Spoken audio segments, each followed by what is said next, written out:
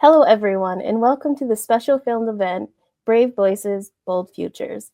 Today, we have the honor of bringing together two incredible authors whose books highlight the power of storytelling and shaping our future, especially the future of our young readers. I'm Jaliza Burwell, and it's a privilege to introduce our guests, Tina Athaide, the author of the middle grade novel Wings the SOAR, and Valerie Bolling, the author of the upcoming picture book A Flea for Justice, Marianne Wright Edelman Stands Up for Change.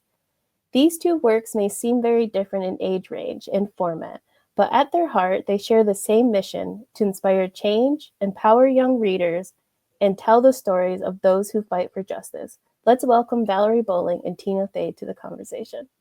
Thank you. Thank you for having us, Jaliza.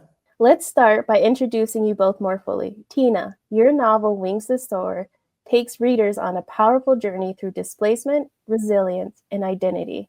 Can you tell us what inspired you to write Viva's story? Absolutely. The story is inspired by my family's and friends' real life experience of being expelled from Uganda in 1972.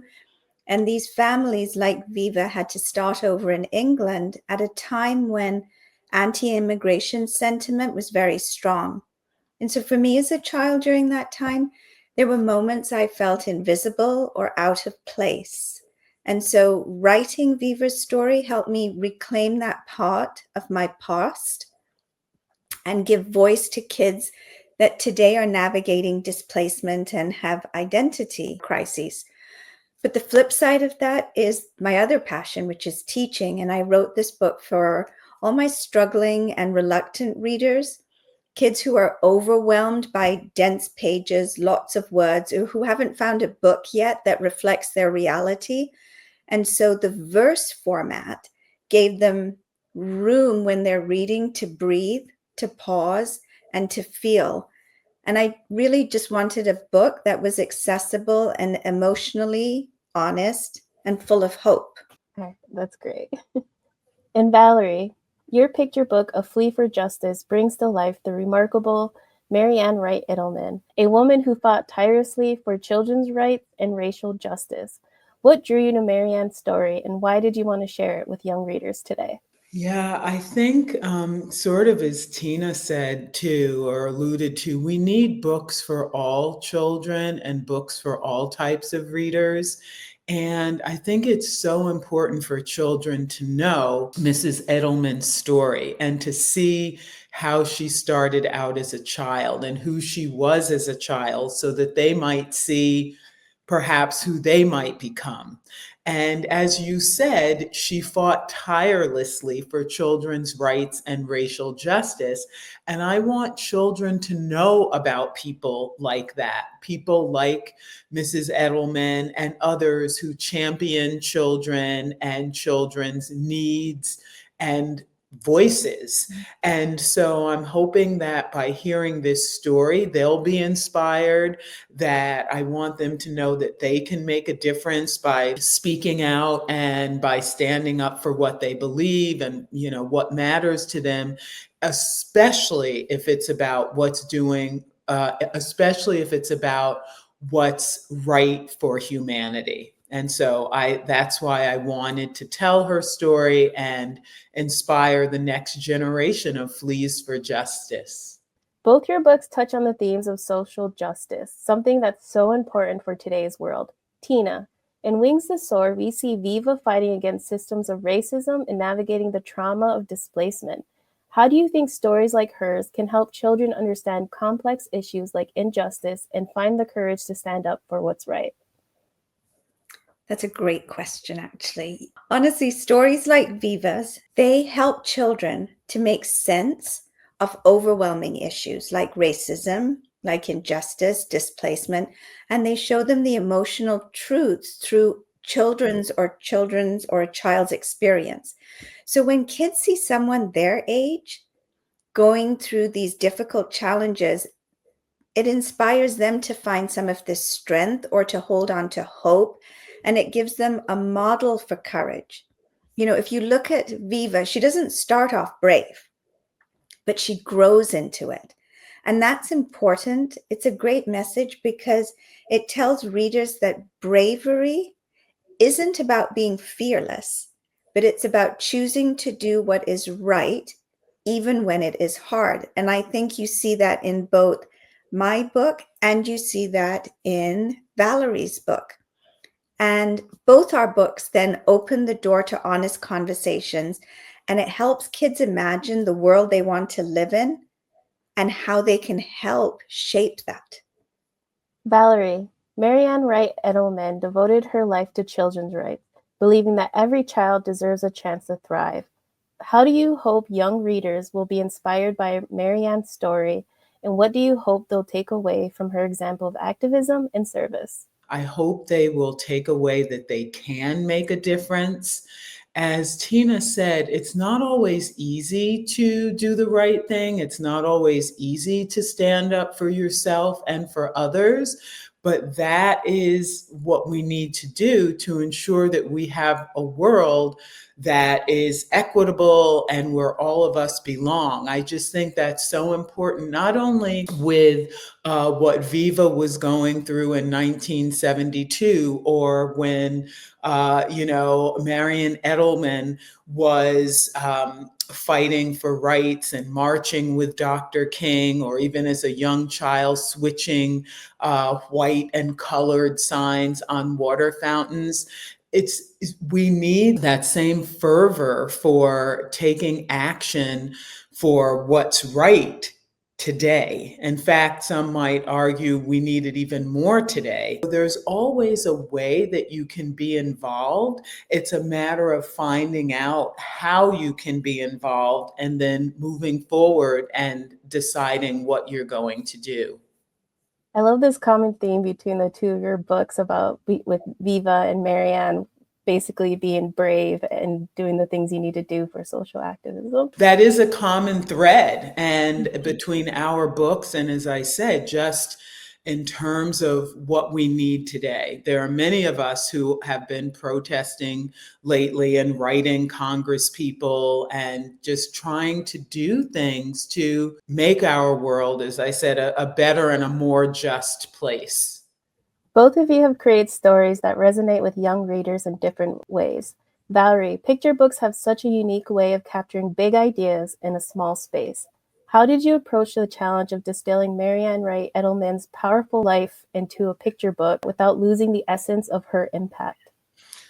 Yes, it was definitely tough to distill because there's so much that can be said about this amazing woman. And I hope that I did it in a way where I didn't lose the essence of her impact. So I think for me, what I tried to think about was what would be of most interest to children and sort of what were the entry points for children.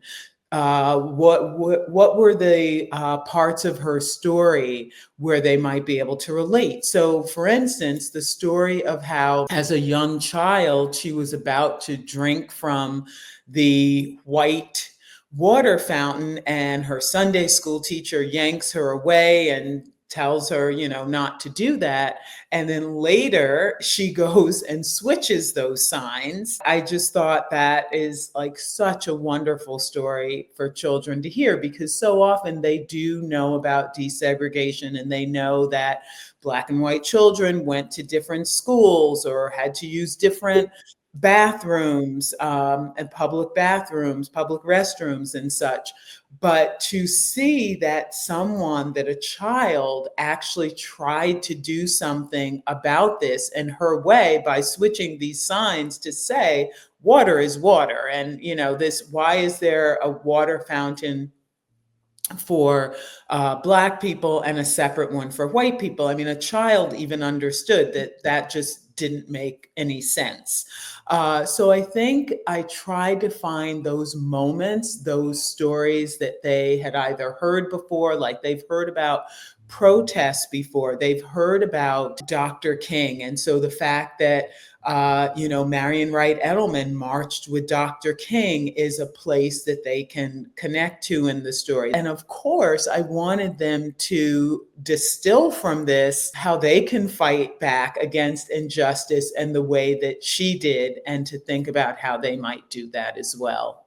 And Tina, Writing a middle grade novel comes with its own set of challenges, especially when tackling heavy themes like grief, loss, and identity.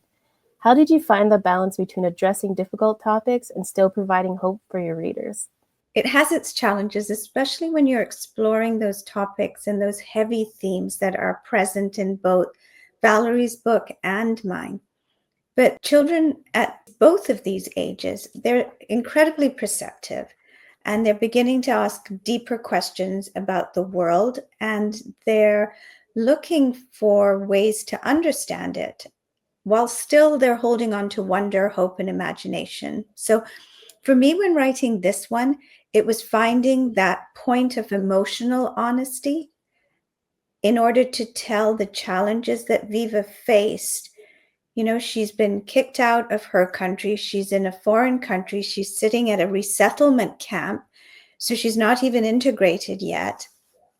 Situations occur where then she has to leave that safety and she's thrust out into a very unfamiliar world that isn't entirely welcoming. And this is shock to her and surprise. But with those tough parts, I make sure there's light. And her light comes from the unique friendships she makes, which bring in humor, which bring in joy. I threaded in music with the Supremes and Diana Ross, and my Viva channeling her inner Diana's supremeness and singing and belting and finding that strength. And so it creates the balance. So you have the heavier topics, but you have those other moments, which mirrors sometimes what we see for kids. So it truly was a balancing act, but it's a deep privilege to be able to write for that age group too. Now that you've brought us both Viva and Marianne, I have to ask, what are you currently working on? What's next? Tina, you can go first. I go, okay, so I'm working on 2 exciting picture books that are actually part of our Charlesbridge home right now. One is a STEAM-focused one that explores sound and sustainability and making musical instruments out of recycled goods. It's fun, it encourages curiosity, and it shows you how creative you can be by turning all your rubbish and trash into music. And the other is completely different. It's called Home, and it's lyrical, and it's an emotional story about what it means to find home if you're displaced or you've had to move, whether it's across country, across the world, or across town. But it's rooted in the experience of loss and transition, but it speaks to the resilience and belonging and the small things in life that help you become rooted again. So both of these are close to my heart. One sparks curiosity and taps into that teaching side of me, this one, and then the other invites reflection. So those are my projects right now. Those sound absolutely lovely. And I am happy to join you in Steamworks with another Charlesbridge title, which I'm so excited about, even though we have to wait a couple of years for mine anyway, because it doesn't come out until 2027. But it is a board book called Chloe's Community Garden. And it's about a little girl who is wondering what makes things grow in the community garden. And so she goes about the garden asking different gardeners what makes their plants grow. And we're treated to a diverse community of gardeners and their diverse vegetables that are in their garden. So it's just a lot of fun. And there's a refrain, which is always fun for children that age. So going backwards from there, next year, I have a book called The March for Hope. It is a picture book. It's historical fiction. It's about a little girl named Hope and her mom who attend the Women's March of 2017 together. And while there, she has an awakening. So it's a story about intersectionality. And then this year, I will first welcome in July my first book for teachers called Goal Setting in the Writing Classroom, Building Student Agency, Independence, and Success. And I'm really excited about this because, like Tina, I am an educator as well as an author. And so this definitely taps into the education side. And I also found out today that my second book proposal for a book for teachers has been accepted. So I will work on that, and that's co-authored. So I'll be working with another teacher author on that one. And then, of course, as you know, A Flea for Justice comes out in September, and I am very excited about this book and the book that I've been talking about today. Well, congratulations on all those projects. I'm excited to read them in the future. Thank you. All right, let's end this on a fun note. If you could sit down with Marianne Wright Edelman or Viva over a cup of tea, what do you think you'd talk about with them? First of all, I would be, as you can imagine, so honored. It would mean so much for me to have the opportunity to meet this woman who I've long admired. Quite frankly, I would talk about whatever she wanted to talk about. I would let her ask if there were questions she had for me. Of course, I would want to know what she thought about the book and if there are other parts of her childhood life that she'd like to share with children. And I would just ask her what she sees as her legacy, and of all the things she's done in her life, what is she most proud of? What does she want people to always remember about her? And especially if she were to give a piece of advice to children, what would it be? What would her one a special gem of advice that she would give to children? That would be wonderful. And I'd hope that you'd call me so I could come too. Yes. I think for me, if I sat with Viva, I'd want to listen, ask her how is she feeling now, what she has learned about herself, and what she still dreams of. And I think we definitely touch upon that idea of courage and the quiet kind of courage that she has in this book that doesn't always get noticed. And then I think we'd finish our tea and we would end off playing some of the music from the Supremes, dancing and singing at the top of our lungs and just enjoying it. Oh, that sounds like fun. And I'd love to invite come you. to that too. Thank you. You Thank and you. Lisa. Yeah. I don't know if you want to hear me singing. Oh, those are great answers. Thank you, you guys. Thank you so much, Valerie and Tina, for this insightful and inspiring conversation. Your books show us that stories have the power to change the world and that each child has the ability to make a difference even at a young age. For our viewers, we encourage you to check out Wings of SOAR and pre-order A Flea for Justice, Marianne Wright Edelman Stands Up for Change. These stories will stay with you for long after you've turned the last page. Thank you to everyone watching. We hope this conversation sparked something inside you, a desire to speak up, to act, and to never underestimate the power of a single voice. Until next time, keep reading, keep dreaming, and keep making a difference.